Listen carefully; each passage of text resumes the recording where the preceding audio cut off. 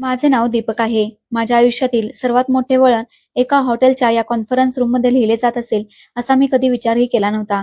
तिथेच जिथे माझा श्वास वारंवार छातीत अडकत होता, हात वारंवार घामाने भिजत होते आणि हृदय तर जणू छातीची कैद तोडून बाहेर पडायला तयार होते. मी गेल्या अनेक महिन्यांपासून प्रत्येक दरवाजा ठोठावत होतो, जिथून माझ्या बुडत्या व्यवसायाला आधार मिळण्याची आशा होती. रात्रंदिवस कॉल्स, मेल्स आणि अपॉइंटमेंट्स आणि या सगळ्यात जेव्हा इंडस्ट्रीच्या नावाने फोन आला, तेव्हा मला काही क्षणांसाठी असे वाटले की इंडस्ट्रीज तीच कंपनी जिचे नाव ऐकताच मोठे मोठे उद्योगपती आदराने उभे राहतात आणि आता ते माझे ऐकण्यास तयार होते. मी फोन बंद करून डोळे मिटले आणि प्रार्थना केली. मनातल्या मनात देवाला म्हटले की फक्त एकदा संधी दे, मी स्वतःला तयार करेन. मीटिंग संध्याकाळी 4 वाजताची होती, पण मी 3:30 वाजताच हॉटेलमध्ये पोहोचलो होतो आणि मी लवकर पोहोचणाऱ्यांपैकी नव्हतो. पण त्या दिवशी परिस्थिती काही वेगळीच होती. 4 वाजताची वेळ उलटून जाताच आम्हाला मीटिंगमध्ये बोलवण्यात आलं. आत गेलो तर एक मोठी कॉन्फरन्स रूम होती, ज्यात 10-12 लोक आधीपासूनच बसले होते. मी शांतपणे खुर्ची ओढून बसलो. तिथे शांतता पसरली होती. 10 मिनिटे उलटून गेली होती. प्रत्येकाची नजर दरवाजाकडे लागली होती, की कधी ते लोक येतील, ज्यांच्या एका निर्णयाने आमचे नशीब बदलू शकणार होते. मग दरवाजा उघडला. जणू खोलीतील सर्वांचा श्वासच थांबला. ती आत आली, काळ्या रंगाची जीन्स आणि पांढऱ्या रंगाच्या टी-शर्टमध्ये. तिचे केस खांद्याखाली रुळत होते. आवाजात तो आत्मविश्वास होता, जो एखाद्या राजकुमारीमध्ये असतो. मी तर तिला पाहताच धक्का बसून राहिलो. ही तर मीरा होती. माझे डोळे विश्वास ठेवायला तयार नव्हते.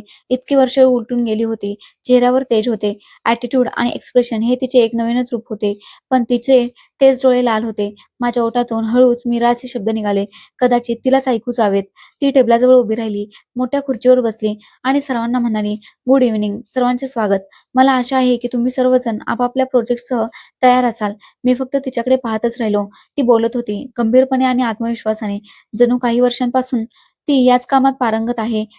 जणू ती तीच होती, जी याच खुर्चीसाठी जन्माला आली होती. ती म्हणाली, "माझे नाव सानिया आहे आणि मी इंडस्ट्रीची एक्झिक्युटिव्ह डायरेक्टर आहे." सानिया. माझ्या डोक्यात जणू गोंधळ उडाला होता. मीरा कधीपासून सानिया झाली? एका वॉचमनची मुलगी आणि इंडस्ट्रीची मालकीण. कदाचित माझे डोळे मला फसवतात, पण नाही. मी तिला कोणत्याही रूपात ओळखू शकत होतो. ही तीच मीरा होती, जिला मी वर्षांपासून शेवटचे तेव्हा पाहिले होते, जेव्हा ती शाळेतून परत येत होती. ती म्हणाली, "आम्ही आजच्या सत्रात तुम्हा सर्वांच्या बिझनेस प्रपोजल्सचा इंटरव्ह्यू घेऊ. काही नावे आधीच शॉर्टलिस्ट झाले आहेत. बाकीचे निर्णय आजच्या प्रेझेंटेशनवर अवलंबून आहे." मी फक्त तिचा आवाज ऐकत होतो. ती प्रत्येकाकडे पाहत होती, त्यांच्या फाइल्स घेत होती, नोट्स बनवत होती. पण तिने माझ्याकडे अशा प्रकारे दुर्लक्ष केले, जणू मी तिथे उपस्थितच नाही. ती मला ओळखत होती, की ओळखूनही अनोळखी असल्यासारखे वागत होती. तिने समोर बसलेल्या एका मुलीला विचारले, की "तुमच्या कंपनीचे नाव काय आहे?" मी एक हलकासा श्वास घेतला. माझी वेळ आली तर ती माझ्याशी अशीच बोलेल का? ती मला पाहूनच काहीच वाटून घेणार नाही का? किंवा कदाचित ती आता खरोखरच सानिया बनली होती आणि मीरा माझ्या जगातली ती साधीशी मुलगी होती, जी कुठेतरी मागे दफन झाली होती. पण माझ्या हृदयाच्या एका कोपऱ्यात एक जाणीव अजूनही जिवंत होती. ती मला कधी विसरू शकेल? कदाचित तिने मला ओळखले आहे, पण आता ती मला ती जागा देण्यास तयार नाही, ज्यासाठी मी स्वतःला हकदार समजत होतो. मीटिंग चालू राहिली. मी तिथे बसून राहिलो, शांत, जणू श्वासच कैद झाला असावा. ही मीटिंग, जी माझ्यासाठी व्यवसायाची संधी होती, ती आता माझ्या भूतकाळाची एक खोली बनली होती आणि मी भूतकाळासारखाच माझ्या कर्मांच्या सावलीत बसलो होतो. सानियाच्या चेहऱ्यावर ॲटिट्यूड आणि आत्मविश्वासाचा शिक्का होता. मला आतापर्यंत माझी जागा गोठलेली वाटत होती. जणू मी तोच माणूस आहे, ज्याने कधी तिला त्या वेळेचा विचार करण्याची माझी इच्छा नव्हती. पण कदाचित आता तिला ते काहीच आठवत नव्हते. तो क्षण जेव्हा मी पहिल्यांदाच बिघडू लागलो होतो. मी एका श्रीमंत बापाचा एकुलता एक मुलगा होतो. तो बाप ज्याने मला मी मागितलेली प्रत्येक गोष्ट दिली होती आणि असेही बरेच काही दिले होते, जे मी मागितलेही नव्हते. माझ्या आयुष्यातील प्रत्येक गोष्ट एका फोनच्या कॉलच्या अंतरावर होती. मी शाळेतून बाहेर पडताच नवीन छंदांकडे वळत असे. महागडे कपडे, महागड्या गाड्या, मित्रांसोबत पार्ट्या, वीकेंडला नवीन क्लब आणि रोज रात्री एखादा नवीन फोटो. तेव्हा माझे वय 18 वर्षे होते. माझ्या एका मित्राने हसत म्हटले होते, "अरे यार, तू तर आमचा एटीएम आहेस." मी त्याला हसत उत्तर दिले होते, की आयुष्य जगण्यासाठी आहे, वाचवण्यासाठी नाही. आणि आणखी एका बाटलीची ऑर्डर दिली होती.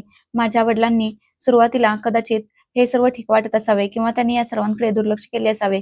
कदाचित त्यांना असे वाटत असेल की तारुण्याचा हा एक काळ आहे, निघून जाईल, पण तो काळ गेला नाही. ती माझी सवय बनली होती. माझे वेळापत्रक फक्त 2च गोष्टींवर अवलंबून नसायचे, दिवसा झोपणे आणि रात्री पैसे उडवणे. माझी आई, जी माझ्यावर खूप प्रेम करत होती, ती नेहमी माझी बाजू घेत असे. जर बाबा मला काही बोललेच तर ती मध्ये पडून विषय सावरत असे. म्हणायची की मुलगा आहे, मोठा झाल्यावर सुधारेल. पण तो मुलगा हळूहळू क्रूरतेकडे वळत चालला होता. मी मित्रांसोबत मिळून अनेकदा मारहाणी केली होती. एकदा नशेच्या अवस्थेत गाडी झाडाला धडकली होती. सुदैवाने कोणीही जखमी झाले नव्हते. पण दुसऱ्या दिवशी सकाळी माझ्या वडिलांचा चेहरा पाहण्यासारखा झाला होता. त्यांनी रागाने ओरडत म्हटले होते की "बस झाले. ते पहिल्यांदाच माझ्यावर भडकले होते. त्यांनी म्हटले होते की ही शेवटची वेळ आहे. जर तू आताही सुधारला नाहीस तर पुढचे परिणाम तूच सांभाळ. मी त्यांचं बोलणं ऐकण्याऐवजी हसण्यावारे नेले होते आणि म्हटले होते की बाबा तुम्हाला काळजी करण्याची गरज नाही. मी सर्व सांभाळून घेईन. ते शांत झाले होते. पण त्या दिवसानंतर त्यांच्या शांततेने माझ्यासाठी एक नवीन अडचण निर्माण केली होती. सर्वात आधी त्यांनी माझे अकाउंट्स गोठवले होते. कार्ड्स निरुपयोगी झाले होते.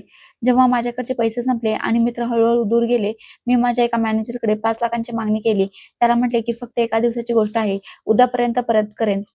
तो माझ्या सवयी चांगल्या प्रकारे जाणत होता, पण भीतीने त्याने ती रक्कम दिली होती. एका तासात ते ₹5,00,000 एका नवीन पार्टीवर, महागड्या नशेवर आणि बाहेरून आलेल्या एका प्रसिद्ध डान्सरवर उडून गेले होते. दुसऱ्या दिवशी सकाळी जेव्हा माझ्या बाबांना हे सर्व समजले, तेव्हा ते कोणतेही स्पष्टीकरण ऐकण्यास तयार नव्हते. त्यांनी स्पष्ट शब्दात सांगून टाकले होते की आता तुला एकही रुपया दिला जाणार नाही. आता तू जे करत आहेस ते तुझ्या मेहनतीने कर. तुझी आईसुद्धा आता तुझी शिफारस करणार नाही. माझ्या मित्रांची साथ आता सुटू लागली होती. पूर्वीचे लोक माझ्यासोबत रात्रभर हसत असत. ते आता फोनसुद्धा उचलत नव्हते. मी काही जुनी ओळख काढण्याचा प्रयत्न केला, पण प्रत्येक दरवाजा बंद होता. एके दिवशी मी माझ्या आईला म्हटले, की "आई प्लीज बाबांना सांग, की बस एकदा थोडासा पॉकेट मनी द्यायला सांग. मला सावरण्याची संधी तरी द्या." आई रडू लागली आणि म्हणू लागली, की "बाळा तू त्यांचे मन प्रत्येक वेळी दुखावले आहेस. मी तुझ्यासाठी त्यांच्यापुढे हात जोडले आहेत, पण ते म्हणतात, की आता ते थकून गेले आहेत." आईचे बोलणे ऐकून मी शांतपणे बाहेर आलो. थोडा वेळ तिथेच राहिलो. मग माझी नजर माझ्या घराच्या वॉचमनच्या मुलीवर पडली, जी शाळेतून परत येत होती. त्यावेळी तो फक्त एक साधा क्षण होता, जसे दिवसात अनेक प्रहर असतात. पण ती एक नवीन सुरुवात होती. जेव्हा दुपारी मी हॉलमध्ये अस्वस्थपणे इरजाऱ्या घालत होतो, अचानक दरवाजाजवळून जाताना माझी नजर मीरावर पडली.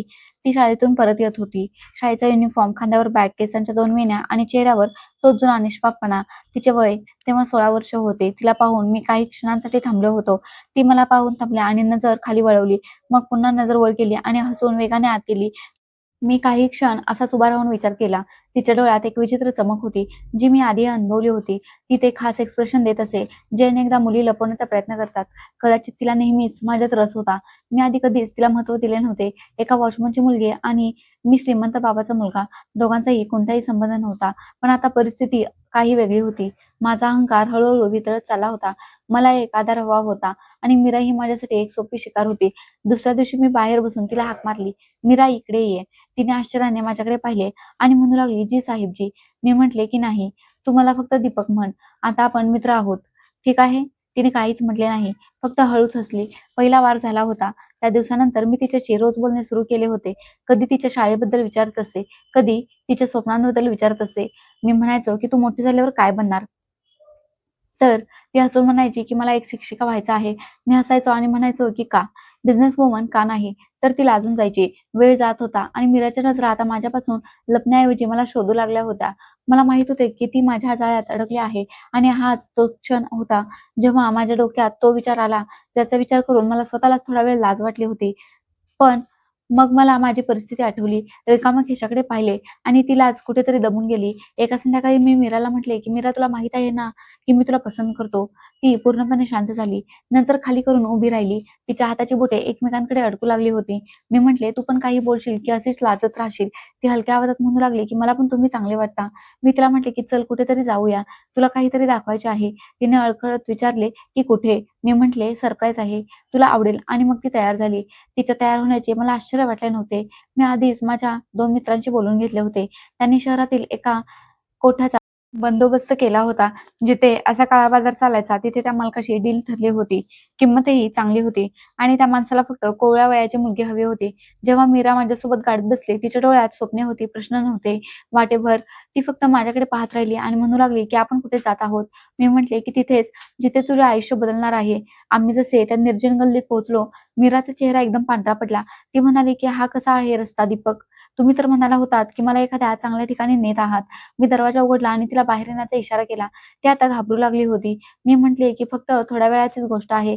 मीरा चल आत, सर्व काही ठीक होईल." पण आत जाताच जेव्हा ती मोठ्या वयाच्या बायकांना आणि घाणेरड्या वातावरणाला विचित्र नजरेने पाहू लागली, तेव्हा तिच्या चेहऱ्याचा रंगच उडाला. "हे काय आहे?" मी नजर चोरली आणि म्हटले, की "फक्त तुला इथे काही काळासाठी राहायचं आहे." ती म्हणू लागली, की "ही कशी जागा आहे दीपक?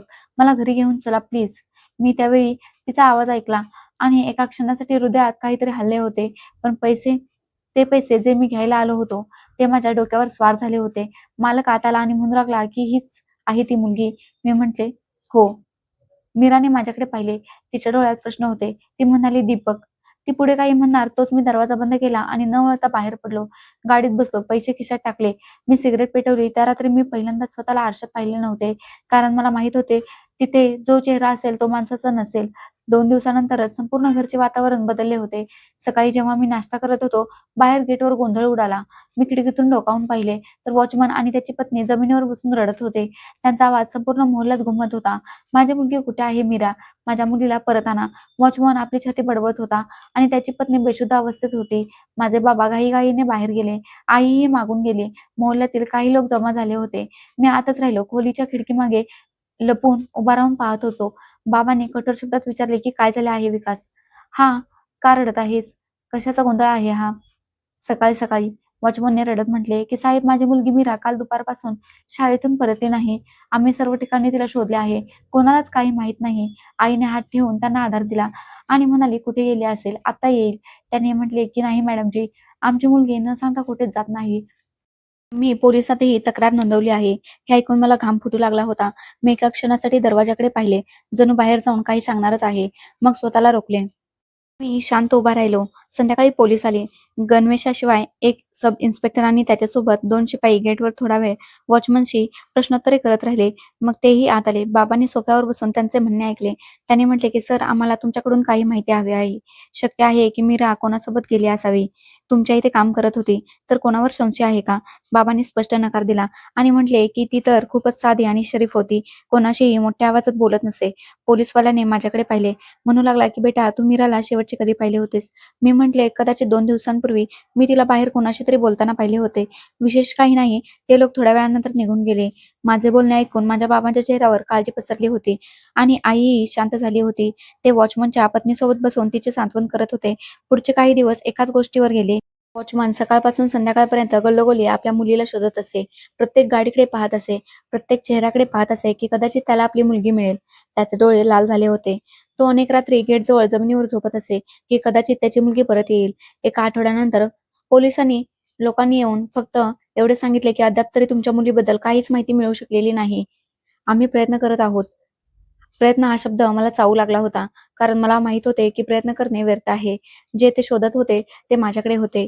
माझ्या हृदयात पण झालेल्या एका रहस्यासारखे. एके दिवशी सकाळी बाबांनी मला बोलावले होते. म्हणू लागले की बेटा, जेव्हापासून मीरा गायब झाली आहे, काहीतरी विचित्र वाटत आहे. काही गोष्ट तर नाही ना? मी लगेच माझी नजर वळवली आणि म्हटले की बाबा, मला फक्त एक विचित्र वाटत आहे. त्यांनी म्हटले की जर तुला काही माहित असेल तर लगेच सांग. एखाद्या निष्पाप मुलासोबत काही वाईट घडले तर ते माणसाला कधीही शांत बसू देत नाही. एवढे बोलून बाबा बोलणे संपून निघून गेले. पण त्यांचे शब्द माझ्या कानात घुमत होते. मग एक दिवस मीराचे वडील शांतपणे घर सोडून निघून गेले. कोणताही आवाज न करता, कोणताही निरोप न घेता. कदाचित त्यांची आशा आता संपली होती किंवा कदाचित हृदयाने आणखी काही सहन करण्यास नकार दिला होता. खोलीत बसलो असताना मेन गेट बंद होण्याचा आवाज ऐकला. खिडकीतून पाहिले तर वॉचमन आणि त्याची पत्नी शांतपणे एका जुन्या कारमध्ये बसून जात होते. मागे लहान खोलीचा दरवाजा उघडा होता. आता ती जागा ओसाड वाटत होती. मी एके दिवशी आईला विचारले की त्यांनी इतक्या लवकर जाण्याचा का विचार केला. आई म्हणू लागली की बेटा, आधार तुटला की माणूस शांतपणे हार मानतो. त्यांची मुलगीच त्याच्यासाठी सर्वस्व होती. वेळ जात राहिला. तो दिवस, ती मुलगी, ते रहस्य, सर्व काही हळूहळू आयुष्याच्या मागे धूसर झाले होते. मी कधी कोणाला काही सांगितले नाही. ना गरज पडली ना कोणी विचारले. काही रहस्य अशी असतात ज्यांना शब्दांच्या नाही तर शांततेच्या साखळदंडात बांधले जाते. पण ही शांतताही कायम साथ देत नाही. वेळेसोबत माणूस बदलतो, परिस्थिती बदलते, नाते आणि त्यांच्या आतील आवाज. कदाचित हे सर्व काही एका वयाचा भाग होता किंवा परिस्थितीचा परिणाम. मी स्वतःमध्ये बदल जाणवू लागलो होतो. माझ्या वडिलांनी वर्षानुवर्षे पुन्हा माझ्यावर विश्वास ठेवायला सुरुवात केली होती. मी उधळपट्टी करणे बंद केले होते. पार्ट्या, मित्रांसोबत फिरणे, सर्व काही बंद केले होते. उलट व्यवसायाबाबत गंभीर होऊ लागलो होतो. हे सर्व करत असताना अनेकदा स्वतःला रोखावे लागले. पण एखाद्या आतल्या ताकदीने मला सावरून ठेवले होते. एका रात्री मी ऑफिसमधून परतत होतो. गाडी संथ वेगाने चालली होती. शहराच्या जुन्या गल्ल्यांमधून जाताना माझी नजर अचानक एका सुनसान घरावर जाऊन थांबली. तीच जागा जिथे मी वर्षापूर्वी एका निष्पाप चेहरा आणून विकला होता. मी गाडी बाजूला थांबवली आणि काही वेळ तिथेच बसून राहिलो. बाहेर पाऊस पडत होता. प्रकाश मंद होता. गल्लीत शांतता पसरली होती. मी गाडीतून उतरलो आणि आपोआप माझी पावले त्या इमारतीकडे वळली. दरवाजा असूनही तोच होता. लाकडी, जुना, ज्यावर वेळेने भेगा पडल्या होत्या. मी दार ठोठावले. बऱ्याच वेळानंतर एका मध्यमवयीन बाईने दरवाजा उघडला. तिने मला वरपासून खालपर्यंत पाहिले.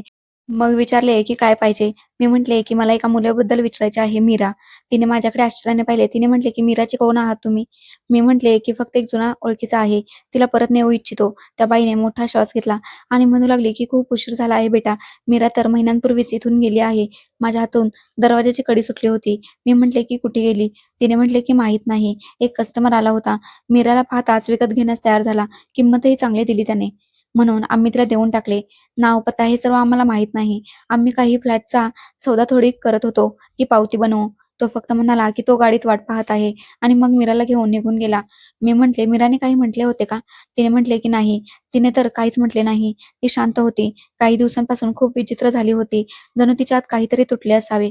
ना बोलत होती, ना हसत होती. मग तो दिवस आला, जेव्हा तो माणूस आला आणि तिला घेऊन गेला. माझ्या पायाखालची जमीनच सरकली होती. मी काही वेळ तिथेच उभा राहिलो. जणू कोणीतरी मला मानेवरून पकडून आठवणीच्या गल्लीत फेकून दिलं असावं. मी म्हटले, की "तुम्हाला त्या माणसाच्या गाडीचा नंबर काहीतरी आठवत असेल?" तिने म्हटले, की "फक्त इतके आठवते, की गाडी खूप मोठी होती आणि ड्रायव्हरही होता." मी शांतपणे पावले मागे घेतली. पाऊस जोरात सुरू झाला होता. गाडीत बसताच मी रिअर व्ह्यू मिररमध्ये स्वतःला पाहिले. तोच चेहरा जो वर्षांपासून काहीतरी लपवत होता. आज स्वतःला पाहण्याची मला लाज वाटत होती. पुढचे काही दिवस विचित्र गेले. मी शहरातील सर्व कोठे शोधून काढले, जिथून काही सुगावा मिळेल, पण काहीच मिळाले नाही. ना मीरा, ना तो खरीददार, ना कोणताही इशारा. मी एके दिवशी माझ्या एका जुन्या मित्राशी बोललो, जो त्या वस्त्यांमध्ये खूप जायचा. माझे बोलणे ऐकून त्याने मीराचे नाव ऐकताच कपाळावर आठ्या घालत म्हणाले, "तिलाही?" मी म्हटले, "हो, मी तिलाही परत आणू इच्छितो." त्याने म्हटले, की "यार, हे तर सर्व चित्रपटांमध्ये होते. इथे जो एकदा गेला तो एकतर मरतो किंवा जिवंत प्रेत बनून बाहेर येतो. ती तर कदाचित आता कुठेतरी दुसरीकडे असेल किंवा." मी म्हटले, "किंवा काय?" त्याने म्हटले, "यार, सोडून दे. तू अजूनही कोणाला वाचवू शकतोस हे समजणे चुकीचे आहे." मी गप्प झालो, कारण तो सत्य सांगत होता. काही लोक वेळेसोबत पुसले जातात, काही विवेकाच्या सावलीत जिवंत राहतात. मीरा माझ्यासाठी तीच सावली बनली होती. मी बाबांना काही दिवसानंतर सांगितले, की मी समाजसेवेत रस घेत आहे. ते आश्चर्यचकित झाले, पण खुशही झाले होते. मी खोटे बोलले नव्हतो, सत्य पूर्ण सांगितले नव्हते. माझ्या हृदयात एक रिकामी जागा निर्माण झाली होती. अशी जागा जी कधीही भरली जाऊ शकत नव्हती आणि कदाचित हाच तो पहिला क्षण होता जेव्हा मला जाणवले होते, की विवेकाचे ओझे कोणत्याही कर्जापेक्षा जड असते आणि हे कर्ज कदाचित आयुष्यभर फिटणार नव्हते. अनेक वर्षे उलटून गेली होती. व्यवसायात बरीच प्रगती झाली होती. मी स्वतःला सुधारले होते किंवा किमान असेच समजत होतो, की आयुष्यात एका ठराविक चौकटीत चालले आहे. पण मग एका अचानक ईमेलने सर्व काही बदलले. इंडस्ट्रीज, तेच नाव जे वर्षांपूर्वी फक्त एक स्वप्न होते, आता माझ्या इनबॉक्समध्ये होते. एका प्रोजेक्टचे आमंत्रण, प्रेझेंटेशनची वेळ आणि एक गंभीर व्यावसायिक टोन. मी ते पुन्हा वाचले आणि मग तिसऱ्यांदा. यावेळी कोणताही धोका नव्हता. इंडस्ट्रीज खरोखरच माझ्यासारख्या एका सामान्य व्यावसायिकाला संधी देत होती. ऑफिसमध्ये सर्वजण आश्चर्यचकित होते. मला शुभेच्छा देत होते, की "सर, हा तर खूप मोठा ब्रेक आहे. जर हे झाले तर आपली कंपनी यशाची शिखरे गाठेल." मी हसून फक्त इतकेच म्हटले, की "आपण पूर्ण तयारीने जाऊ." ठरलेल्या दिवशी मी इंडस्ट्रीजच्या हेड ऑफिसमध्ये पोहोचलो. मोठी इमारत, सिक्युरिटी सिस्टीम, स्टाफ आणि ते वातावरण, ज्याचा विचार मी वर्षांपासून करत आलो होतो.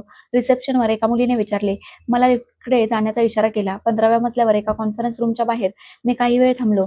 माझ्या हृदयात हलकीशी अस्वस्थता होती, पण मी स्वतःला सावरले होते. आत गेलो तर समोर एक नजर तीच शांतता घेऊन बसली होती. तीच ओळख जाणवली. तिने फाईल बंद करत म्हटले. मी एका क्षणासाठी तिच्या चेहऱ्याकडे लक्षपूर्वक पाहिले. आवाज, अंदाज, चेहऱ्याची ओळख जणू काही आठवत असावे. पूर्ण विश्वास बसत नव्हता. ती म्हणाली, की "माझे नाव सानिया आहे.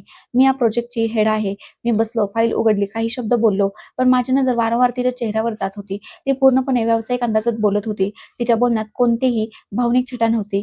जणू ती मला ओळखतच नसावी. प्रेझेंटेशन पूर्ण झाले. ती शांतपणे नोंदी घेत होती. कधी-कधी प्रश्न विचारत होती आणि मी उत्तरे देत होतो. पण आत काहीतरी वेगळेच चालू होते. ही तीच असू शकते का? मनात प्रश्नही निर्माण होत होता.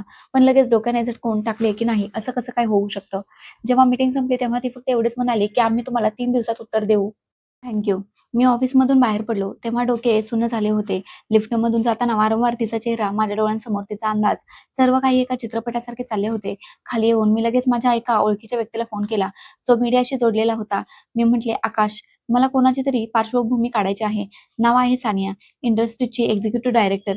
इतक्या खोलात जायचे आहे, शेवटच्या टोकापर्यंत, की ती कधी आली, कुठून आली, इंडस्ट्रीच्या कुटुंबाशी तिचा काय संबंध आहे, सर्व काही मला सांग. पण माहिती पूर्ण असली पाहिजे." 2 दिवसांपर्यंत मी आतल्या आत अडकलो होतो. तो चेहरा जो कुठेतरी कोणत्यातरी धूसर झालेल्या कालची झलक देत होता, तो आता माझ्या डोक्यावर स्वार झाला होता. तिसऱ्या दिवशी जेव्हा आकाशचा फोन आला, तेव्हा मी लगेच समजलो की काहीतरी विशेष आहे. त्याने म्हटले, की "दीपक, तुला हे सगळं सांभाळावं लागेल." मी म्हटलं, की "सरळ सांग, काय समजले तिच्याबद्दल?" त्याने म्हटले की सानिया, इंडस्ट्रीचे एक्झिक्युटिव्ह डायरेक्टर ही आकाश यांची दत्तक घेतलेली मुलगी आहे. कायदेशीररित्या नाही, पण साहेब तिला मुलगीच म्हणतात. दत्तक घेतलेली कुठून आली हीच तर गडबड आहे. कोणालाच माहित नाही. इतकी नोंद आहे की 12 वर्षांपूर्वी सानिया अचानक आकाश यांच्यासोबत दिसू लागली. आकाशने तिला मानलेली मुलगी म्हटले आणि सर्वांनी मान्य केले. मी विचारले, काय? तिचे जुने नाव मिळाले का? त्याने म्हटले की एका ठिकाणी जुन्या फाईलमध्ये नाव नोंदवले होते आणि तिचं नाव होतं मीरा. त्याच क्षणी माझ्या हातातून मोबाईल निसटता निसटता वाचला. मी म्हटले, काय? मीरा? त्याने म्हटले, हो. फक्त एका जागी हे नाव नोंदवलेले होते, त्यावेळच्या सोशल सर्व्हिसेसच्या फाईलमध्ये, जी कदाचित आकाश यांच्यासोबत एका घटनेनंतर भरली गेली होती. मी शांत झालो. मोबाईल हातात होता आणि आवाज कुठेतरी दूर जात होता. तो म्हणाला, दीपक, तू ऐकतोयस ना? मी म्हटले की हो, ऐकतोय. फोन कट झाला. मी गाडीत बसलो. समोर ट्रॅफिक होते, पण डोळ्यांसमोर तेच दृश्य फिरत होते. जेव्हा मीरा त्या दिवशी गाडीत बसून गेली होती आणि मग गायब झाली होती, तर याचा अर्थ ती मेली नव्हती. ती विकलीही गेली नव्हती. नशिबाने तिला दुसऱ्याच रस्त्यावर आणून सोडले होते. एक असे वळण जे ना माझ्या हातात होते, ना माझ्या विचारात. आणि आता ती सानिया बनून माझ्यासमोर बसली होती. पण तिच्या डोळ्यात कोणतीही ओळख नव्हती, की कदाचित ती सर्व काही ओळखून फक्त शांत होती. 3 दिवसानंतर फोन आला की हॅलो दीपकजी, मी सानिया बोलते. तुमचा प्रोजेक्ट कन्फर्म झाला आहे. लवकरच अग्रीमेंट साइन करण्यासाठी तुम्हाला ऑफिसमध्ये बोलावले जाईल. माझ्या हातून आपोआप फोन कट झाला. काही क्षणांसाठी असे वाटले की मी सत्य आणि स्वप्नांच्या मध्ये उभा आहे. तीच सानिया, ज्याच्याबद्दल मला वाटायचे की ती भूतकाळाची ती सावली आहे, जिला मी कधीही स्पर्श करू शकणार नाही. आता ती स्वतः मला कामाची संधी देत होती. अग्रीमेंटच्या मीटिंगमध्ये सर्व काही सामान्य आणि स्पष्ट होते. सानिया पूर्णपणे व्यावसायिक अंदाजात बोलत राहिली. तिच्या शब्दात ॲटिट्यूड होता, पण मी प्रत्येक शब्दाच्या मध्ये तो रिकामेपण अनुभवत होतो, जो फक्त मी पाहू शकत होतो. प्रोजेक्ट मोठा होता. मी माझ्या संपूर्ण टीमसोबत रात्रंदिवस एक केले. फाईल, रिपोर्ट, डेटा, मीटिंग्स प्रत्येक पाऊल विचारपूर्वक टाकले होते. मला माहित होते की हा फक्त व्यवसाय नाही, नशिबाचे आणखी एक वळण आहे आणि यावेळी मला ते सावरायचे होते. काही आठवड्यानंतर जेव्हा काम त्यांच्या अंतिम टप्प्यात आले होते, तेव्हा सानियाचा फोन आला की दीपक, तुमचे काम खरोखरच खूप उत्तम आहे.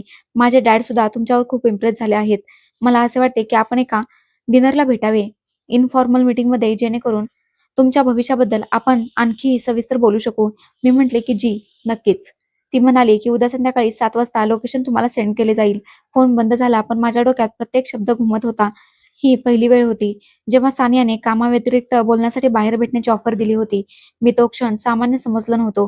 दुसऱ्या दिवशी संध्याकाळी मी वेळेआधीच रेस्टॉरंटमध्ये पोहोचलो होतो. सानिया आधीपासूनच तिथे उपस्थित होती. ब्लॅक ड्रेसमध्ये, मोकळे केस आणि तोच साधासा लूक, जो माणसाला खोलात घेऊन जातो. तिने मला पाहून म्हटले की तुम्ही वेळेचे पक्के आहात. ही तर चांगली गोष्ट आहे. ती हसू लागली. जेव्हा समोरची व्यक्ती वेळेचा इतका विचार करते, तेव्हा दुसरा कसा उशीर करू शकतो? मी सुद्धा हसून उत्तर दिले. डिनरची सुरुवात गप्पांनी झाली. कंपनी, मार्केट, पुढचे प्रोजेक्ट्स. पण हळूहळू गप्पांचा रोख बदलू लागला. मी तिच्याकडे पाहून म्हटले की तुमच्या अंदाजावरून असे वाटते की तुम्ही आयुष्यात खूप काही गमावले आहे आणि खूप काही शिकला आहात. सानिया म्हणाली की गमावणे ही शिकण्याची पहिली पायरी असते, दीपक.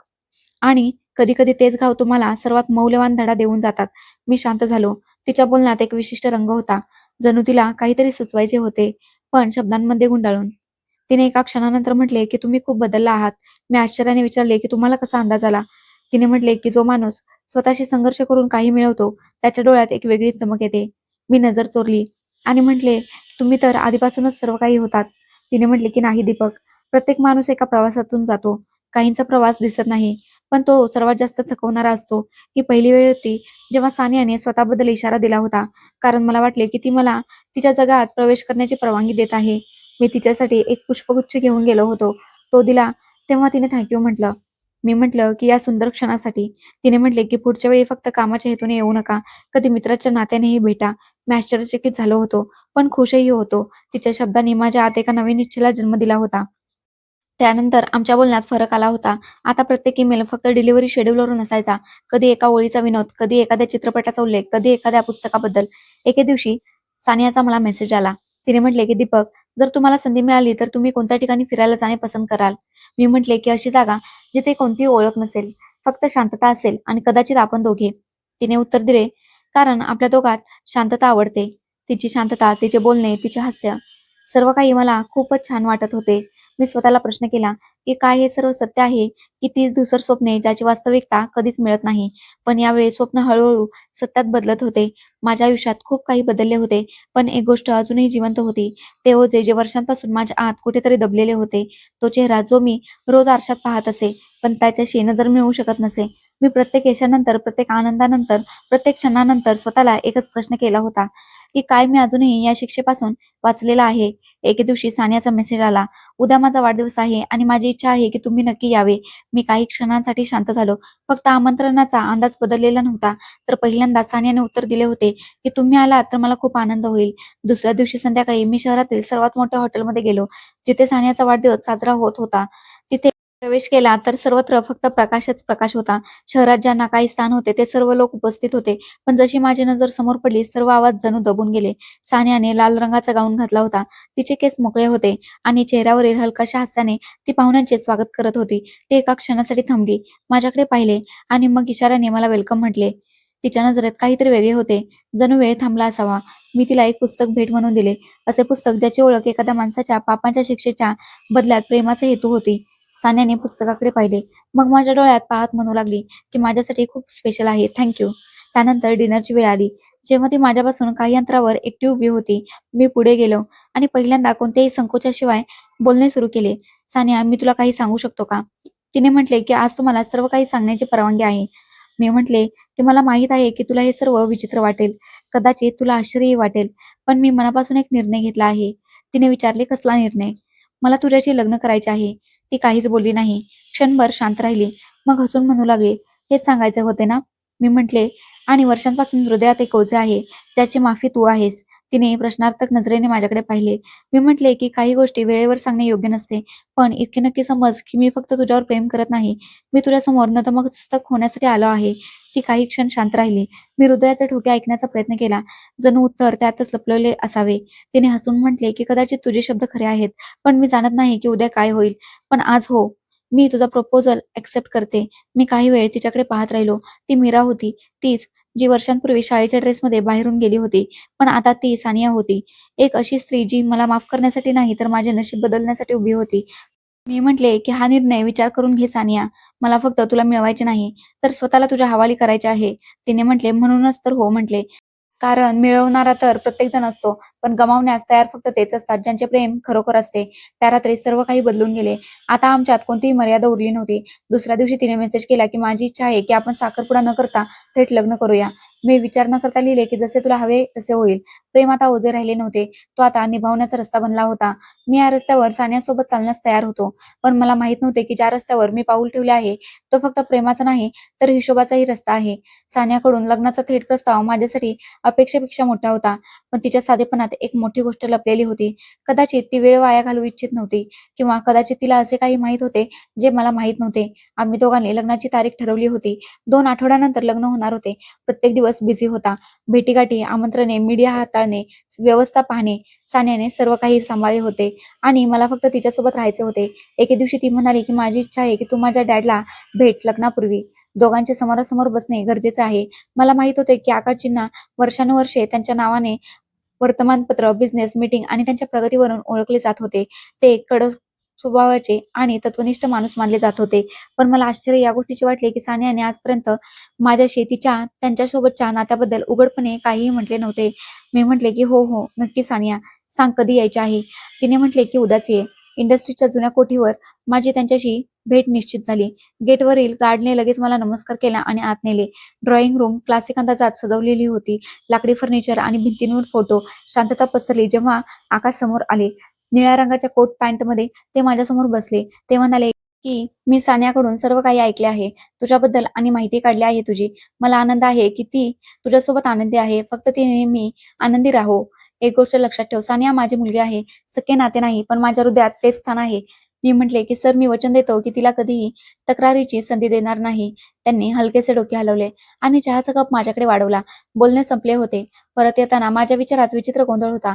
एका बाजूला सानियाचे प्रेम होते, ज्यात मी खरोखरच वेडा झालो होतो, तर दुसरीकडे इंडस्ट्रीचे ते नेटवर्क, ती ताकद, ज्यांच्याजवळ येण्याची इच्छा वर्षांपासून माझ्या मनात होती.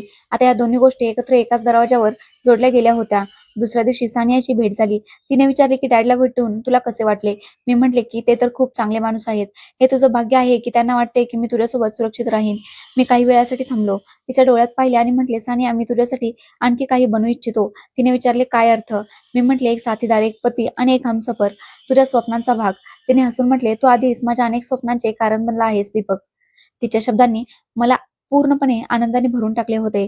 पण त्याचबरोबर माझ्या आणखी एका भावनेने जन्म घेतला होता. मी आता फक्त प्रेमात बुडावलेलो नव्हतो. मी एका मोठ्या गोष्टीचा भाग बनणार होतो. एक नवीन जग, एक नवीन दरवाजा, एक नवीन ताकद. आमंत्रण पत्रिका छापल्या जात होत्या. मीडियाने बातमी उचलून धरली होती की सानियाचे लग्न शहरातील एका नामांकित व्यावसायिक दीपक सोबत होणार आहे. एके दिवशी मी ऑफिसमध्ये बसलो होतो. फाईल पाहत होतो. तेव्हा माझा एक जुना मित्र अंकुश मला भेटण्यासाठी आला. त्याने म्हटले की "अभिनंदन यार, ऐकले आहे की तुझे लग्न पक्के झाले आहे." मी म्हटले की "हो, पुढच्या आठवड्यात लग्न आहे." त्याने म्हटले की "तू तर यार बाजी मारलीस. इंडस्ट्रीजमध्ये घुसणे सोपे नाही आणि तू तर त्याचा वारसदार बनणार आहेस." मी विषय टाळला, पण त्याचे बोलणे माझ्या कानात घुमत राहिले. कदाचित माझे स्वतःचे विचारही काही वेगळे नव्हते. एके दिवशी सानियाने मला सांगितले की लग्नाचे कार्यक्रम छोटे होतील. फक्त जवळचे लोक, मीडिया आणि पाहुणेही कमीच असतील. मी म्हटले की "तुला जसे हवे तसे होईल." तिने आणखी एक गोष्ट सांगितली होती की "माझी इच्छा आहे की लग्नापूर्वी काही दिवस आपण दोघांनी एकमेकांना भेटू नये. थोडे अंतर ठेवावे जेणेकरून त्या दिवशी आपली नवीन सुरुवात करू शकू. एकत्र एकमेकांना पाहू शकू." मी म्हटले की "ठीक आहे, जर तुला हेच योग्य वाटत असेल तर." त्या दिवसात मी स्वतःवर नियंत्रण ठेवले होते. स्वतःला बिझी ठेवले होते. ऑफिसमधील मीटिंग, लग्नाची तयारी, कपड्यांची शॉपिंग, सोशल मीडिया. पण कधी-कधी रात्री जेव्हा सर्व गोंधळ थांबत असे, तेव्हा हृदयाच्या एका कोपऱ्यातून एक प्रश्न घुमत असे.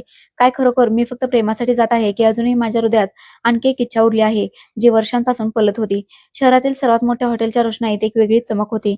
मीडिया, पाहुणे, कॅमेरे, फुले, सुगंध. प्रत्येक नजर एखाद्या चित्रपटाच्या सीनसारखी वाटत होती. माझ्यासाठी हे सर्व स्वप्नासारखे होते. ते स्वप्न जे वर्षांपूर्वी फक्त एका विचारात होते. मी सर्वांच्या नजरेत होतो. लोक माझ्यासोबत फोटो काढू इच्छित होते, शुभेच्छा देत होते, हात मिळवत होते. पण माझ्या आत एक अस्वस्थता होती. जणू काहीतरी होणार आहे आणि मला त्याची कल्पनाही नाही. मग आवाज आला, "सर, नवरी तयार झाली आहे. बस काही मिनिटांची गोष्ट आहे." मी स्वतःला आरशात पाहिले. महागडी शेरवानी आणि जबरदस्त हेअरस्टाईलमध्ये मी खूप हँडसम दिसत होतो. लग्नाच्या स्टेजवर मी बसलो होतो. अजून सानिया तयार होऊन आली नव्हती. मंडपात भटजी लग्नाच्या विधींची सुरुवात करण्याची तयारी करत होते. साहेबही निवांत अंदाजात बसले होते. त्यांच्या चेहऱ्यावर एक विचित्र हास्य होते. जणू ते काहीतरी लपवत असावेत. मग मला मंडपात बोलवण्यात आले. थोड्या वेळानंतर माझी नवरीही आली. भटजींनी मंत्र वाचायला सुरुवात केली आणि मग मला सानियाच्या भागात सिंदूर भरण्यासाठी सांगण्यात आले. मी आता हात पुढे करणारच होतो की सानियाने एका झटक्यात तिचा हात माझ्या हातावर मारला आणि माझ्या हातातून सिंदूरची डबी दूर जाऊन पडली. हे सर्व पाहून मला धक्का बसला आणि लोक एकमेकांकडे पाहू लागले. भटजी म्हणाले की "मुली, हे काय करत आहेस?" प्रथम सानियाने भटजींकडे पाहिले आणि मग माझ्यावर नजर रोखली आणि पुढच्या क्षणी संपूर्ण जग जणू थांबले. ती ओरडून म्हणाली की "नाही, मी हे लग्न करू इच्छित नाही." संपूर्ण हॉलमध्ये जणू सन्नाटा पसरला. मी आश्चर्याने तिच्याकडे पाहिले. जणू ऐकण्यात काही चूक झाली असावी. मी हळू आवाजात म्हटले की "सानिया, हे तू काय बोलत आहेस?" ती उभी राहिली, तर मीही उभा राहिलो. तिने सर्वांसमोर माझ्या गालावर एक जोरदार कानशिलात लावली. कॅमेराचे फ्लॅश बंद झाले. पाहुणे कुजबुजू लागले. माझ्या कानात या कानशिलाचा जोरदार आवाज घुमत होता. तिने मोठ्याने म्हटले की "ही कानशिलात त्या माणसासाठी आहे, ज्याने मला प्रेमाचे खोटे स्वप्न दाखवले." माझी नजर तिच्यावर खिळली. मी काहीच बोलू शकलो नाही. हॉलमध्ये शांतता पसरली होती. माझ्या गालावर पडलेली कानशिलात फक्त माझ्या शरीरावर नाही, तर माझ्या आत्म्यावर, माझ्या अहंकारावर आणि वर्षांच्या मेहनतीवरही लागली होती. जे घडणार होते ते फक्त एका कानशिलात नव्हते. ते सत्य होते, जे वर्षांपूर्वी लपवून ठेवण्यात आले होते आणि आज माईकवर सर्वांसमोर घुमणार होते. सानियाने पावले पुढे टाकली. समोर माईक होता. हॉलमधील फ्लॅशलाईट, कॅमेऱ्यांची गडहाट आणि लोकांची कुजबूज थांबली होती. तिने सर्वांकडे पाहत म्हटले की "तुम्ही सर्व लोक इथे लग्नासाठी आला होतात. पण आज हे लग्न होणार नाही. कारण मी सानिया आज ती नाही, जी नेहमी समजली गेली. मी मीरा आहे. होय, माझे नाव मीरा आहे. तीच मुलगी जिला वर्षांपूर्वी प्रेमाच्या नावाखाली फसवले गेले. जी कमी वयाची होती, समजूतदार नव्हती, पण तिला आपल्या प्रेमात अडकवले गेले. जिला तिच्याच घरच्या सदस्याने एका वेश्यालयात विकले." लोकांनी एकदम माझ्याकडे पाहिले. मी खुर्चीच्या एका कोपऱ्यावर बसलो होतो. माझी नजर खाली झुकलेली होती आणि मला खूप लाज वाटत होती. सानियाने बोलणे चालू ठेवले. "माझ्या वडिलांचा गुन्हा फक्त एवढाच होता की ते गरीब होते आणि मी त्यांची मुलगी होते. शाळेतून परतताना ज्या माणसाने मला प्रेमाचा खोटा दिखावा केला तो दीपक होता.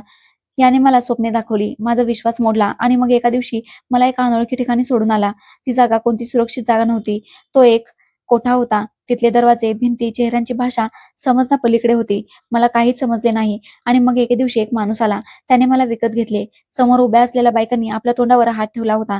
काहींच्या डोळ्यात तर अश्रूही आले होते. ती म्हणाली की "जो माणूस मला विकत घेऊन जात होता, वाटेत त्याच्या गाडीचा अपघात झाला. तो तिथेच मेला आणि मी बेशुद्ध होऊन रुग्णालयात पोहोचले." जेव्हा डोळे उघडले तेव्हा सर्व विसरले होते. नाव, नाते, चेहरे, सर्व काही. त्याच वेळी मला आकाश भेटले. त्यांनी मला पाहिले, जे एक यशस्वी आणि निपुत्रिक व्यक्ती होते. त्यांनी मला पाहिले, माझी अवस्था पाहिली आणि मग मला आपली मुलगी बनवले. मला आयुष्याचे ते रूप दाखवले, ज्याला मी नेहमी घाबरत होते. अनेक वर्षे उलटून गेली. मी शिक्षण घेतले, बिझनेस शिकले, इंडस्ट्रीचा भाग बनले. सर्व काही छान वाटत होते. पण मग एके दिवशी एका स्वप्नाने येऊन सर्व काही बदलून टाकले. स्मरणशक्ती परत आली.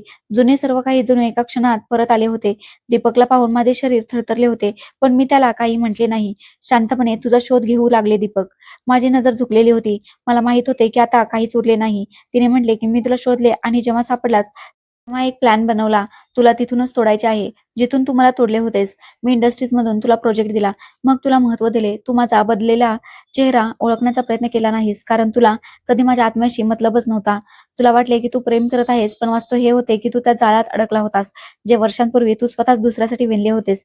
मी तुला ती स्वप्ने दाखवली ज्यांचा विचार तू स्वप्नातही केला नसतास. इंडस्ट्रीज, ताकद, प्रसिद्धीचे मोठे नाव आणि मग तो दिवसही आला जेव्हा तू स्वतः चालून या ठिकाणापर्यंत आलास, जिथून तुझ्याकडून ते सर्व काही हिरावून घेतले जाणार होते, जे तू कधी स्वप्नातही विचार केला नव्हतास. मी तुला लग्नाचे स्वप्न दाखवले आणि आज सर्वांसमोर तुझ्याकडून तेच स्वप्न परत घेत आहे. काही क्षण ती तशीच उभी राहिली, मग शांतपणे पुढे निघून गेली. हॉलचे दरवाजे मागे राहिले. ते सर्व चेहरे ज्यावर आता सहानुभूती नाही, आश्चर्य होते आणि निर्णय होता. आणि मी भूतकाळाच्या धुळीत दफन झालो होतो. कोणी काही म्हटले नाही, कोणी माझ्याजवळ आले नाही, कोणी मला धीर दिला नाही, कोणी प्रश्न विचारला नाही. फक्त सानियाच्या सत्याचा आवाज होता, जो प्रत्येक कानात, प्रत्येक भिंतीवर, प्रत्येक खोलीत कायमचा कैद झाला होता. 2 दिवसानंतर माझ्या ऑफिसच्या दारात एक कुरिअर आले. ब्राऊन लिफाफ्यात अधिकृत शिक्क्यासह. मी तो उघडला तर त्यात एक कायदेशीर नोटीस होती, बँक स्टेटमेंट आणि एक सामान्य कागद ज्यावर लिहिलेले होते की तुमची सर्व संपत्ती जप्त केली जात आहे. मी खुर्चीवर बसून राहिलो. आणखी काही कागदपत्रे माझ्या हातात होती. माझ्या घरच्या रजिस्टरची कॉपी. सोबत एक पत्रही होते की इंडस्ट्रीजने तुमची सर्व मालमत्ता कायदेशीररित्या विकत घेतली आहे. लिफाफा खाली पडला. मी पुन्हा एकदा डोळे मिटून घेतले. ते स्वप्न जे कधी सानियाच्या डोळ्यात पाहिले होते, आता तिच्याच बोटांनी मोडले गेले होते. तिसऱ्या दिवशी मी सानियाला भेटण्याचा प्रयत्न केला. ऑफिसचा फोन, पर्सनल नंबर, प्रत्येक मार्ग वापरून पाहिला. उत्तर फक्त नाही मध्ये आले. मी स्वतःच इंडस्ट्रीच्या गेटवर पोहोचलो. रिसेप्शनवर एक नवीन चेहरा होता. मी म्हटले की माझे नाव दीपक आहे. मला सानिया मॅडमना भेटायचे आहे. त्याने म्हटले की सर, मॅडम खूप बिझी आहेत. त्यांनी स्पष्टपणे सांगितले आहे की तुमच्याशी कोणतीही भेट न व्हावी. मी म्हटले प्लीज एकदा त्यांच्याशी बोला तरी. पण स्पष्ट नकार मिळाला. मी परत आलो तिथेच. रिकाम्या हाताने तोच चेहरा, तीच बदनामी. वर्तमानपत्रे आणि न्यूज चॅनल्समध्ये बातमी छापून आली होती. माझ्यावर फसवणुकीचे आरोप लावले गेले होते आणि मग ते आरोपही जे सानियाकडून ऐकले होते, सत्याने सर्वांना हादरवून टाकले होते. सोशल मीडियावरील कमेंट्स आणि तो व्हिडिओ जिथे मी सानियाकडून कानशिलात खाल्ली होती, सर्व काही माझ्या बदनामीचा मार्ग बनले होते. कोणी माझे नाव घेणेही पसंत करत नव्हते. माझे बँक अकाउंट गोठवले गेले होते. ऑफिस बंद झाले होते. मी रस्त्यावर जात असे तेव्हा लोक मान वर करून माझ्याकडे पाहत असत. आई वडील तर कधीच निघून गेले होते. बाकी सर्व नाती शांत झाली होती. मी एका जुन्या गल्लीत भाड्याने छोटीशी खोली घेतली होती. दिवसा रस्त्यांवर भटकत असे, रात्री शांतपणे जागत राहायचो. आठवडे असेच गेले. एके दिवशी मी ऐकले की माझे जुने घर पाडून अनाथालय बनवले जात आहे. मी तिथे पोहोचलो तर तिथे बोर्ड लागलेला होता, सानिया फाउंडेशन, मुलांसाठी एक नवीन सुरुवात. मी आत प्रवेश केला. गेटवर एका तरुण मुलीने रोखले की तुम्हाला कोणाला भेटायचे आहे. मी म्हटलं मी फक्त पाहण्यासाठी आलो आहे. हे घर माझे होते. मुलीने माझ्याकडे आश्चर्यपूर्वक पाहिले आणि म्हणू लागली, ओ, तर तुम्ही तेच आहात. आणि मग थांबली. ती म्हणाली की मॅडमने सांगितले आहे की जर तुम्ही आलात तर आम्ही तुम्हाला रोखू नये, आत येऊ द्यावे. मी आत गेलो तर त्याच भिंती, तेच अंगण, पण आता सर्व काही बदलले होते. मुले हसत होती, खेळत होती, खोल्या उजळलेल्या होत्या. काही वेळ शांतपणे मी सर्व काही पाहत राहिलो. मग एका लहान मुलाने माझ्याकडे येऊन म्हटले की तुम्ही आमचे नवीन शिक्षक आहात का? मी म्हटले की नाही, मी असाच आलो होतो. तो म्हणाला, मग तुम्ही आम्हाला हिंदी शिकवा. मी पहिल्यांदाच हसलो. मी म्हटले, का नाही बाळा. त्या दिवसानंतर मी रोज तिथे जाऊ लागलो. छोटी-मोठी कामे करू लागलो.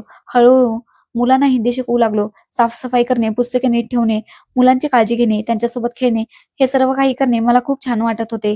एके दिवशी सानियाकडून निरोप आला की दीपकला पगार दिला जाणार नाही. जर तो काम करत असेल तर स्वतःच्या मर्जीने. मी उत्तर दिले की मला पगार नकोच आहे.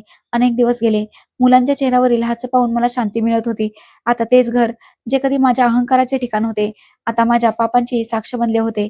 मी खरोखर बदललो आहे. पण ती कधीच आली नाही आणि कोणतीही बातमी आली नाही. फक्त एक मूक परवानगी, एक अंतर. मी आता ते काम करत आहे जे कदाचित खूप आधी मला करायला हवे होते. एके दिवशी मी गच्चीवर बसलो होतो. आकाशात ढग होते, पाऊस पडणार होता. एक लहान मुलगी माझ्याजवळ येऊन म्हणू लागली की अंकल, तुम्ही खूप शांत राहता. मी डोके खाली घालून म्हटले की मी काही गोष्ट ऐकत आहे, ज्या हृदयाच्या आत बोलतात. ती म्हणाली, काय? त्या सानिया आंटीच्या गोष्टी आहेत का? ती हसू लागली. मी आश्चर्याने पाहिले आणि म्हटले की तू त्यांना ओळखतेस? ती म्हणाली की हो, त्या कधी-कधी इथे येतात, सर्वांपासून लपून, सर्वांच्या नकळत मुलांना पाहत राहतात. हे घर आता ज्यांचे आहे, ज्यांना याची सर्वात जास्त गरज आहे. मी गप्प झालो.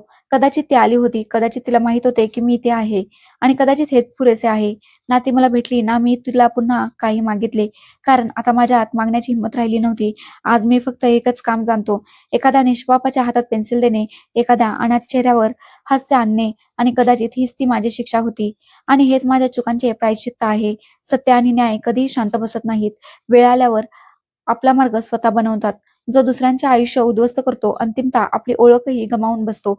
मी आजही या मुलांच्या सेवेत माझे आयुष्य समर्पित करत आहे आणि या सान्यापासून खूप दूर गेलो आहे. मित्रांनो, आशा करते की तुम्हाला आमची कहाणी आवडली असेल. कथा आवडली असेल तर व्हिडिओला लाईक करा. चॅनलवर नवीन असाल तर चॅनलला सबस्क्राईब करा आणि हो, नोटिफिकेशन बेल नक्की दाबा, जेणेकरून पुढचे अपडेट सर्वात आधी तुम्हाला मिळेल. धन्यवाद.